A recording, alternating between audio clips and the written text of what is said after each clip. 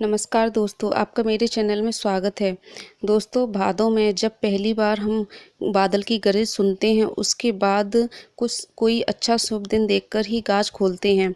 इसकी मैंने एक वीडियो और बनाई है, ज़रूर देखें, जिसकी लिंक मैंने डिस्क्रिप्शन बॉक्स में दे दी है।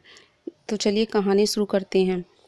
भादों गरजी, बामनी गाज लेकर आई। बामनी राजा नल की रानी से बोली, गाज ले लो रानी।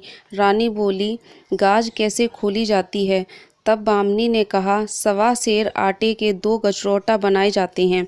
रानी बोली, सवा पान का बीड़ा तो मुझसे खाया नहीं जाता, इस सवा सेर का गजरोटा कौन खाएगा? बामनी चली गई। राजा नल पर गरीबी आ गई। एक दिन राजा रानी से बोला, देश छोड़कर परदेश भीख मांगने चलते हैं। पहले राजा अपनी बहन के यहाँ गया। दरबारियों से कहा कि हमारी बहन से कह दो कि तेरा भैया आया है। बहन ने दरबारियों से पूछा कि मेरा भाई किस हालत में आया है? दरबारी बोला, बड़ी बुरी हालत में आया है।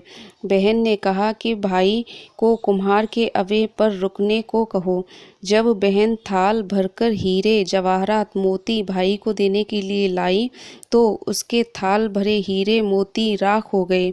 राजा उन्हें वहीं गाड़कर आगे चल दिया। आगे चलकर दोनों राजा के मित्र के यहाँ पहुँचे।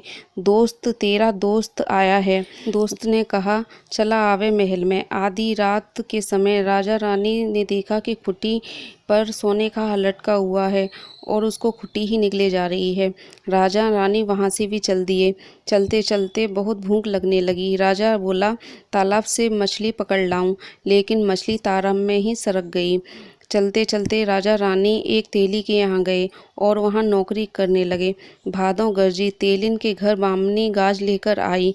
रानी बोली, हमें गाज दे दो। बामनी बोली, सवा पान का बीड़ा तो तुमसे खाया नहीं जाता, सवा सेर का गजरौटा कैसे खाओगी? रानी ने कंबल में से डोरा निकालकर गाज बांध ली और तेली से बोली, आज मुझे जौ के बदले सवा सेर गेहूं और तेल दे देना। रानी ने गाज खोली। राजा के दिन बदल गए। एक दिन तेली जब शहर पासे खेलने बाजार जा रहा था, तो राजा ने तेली से कहा, मेरे सारे पासे ले जाओ।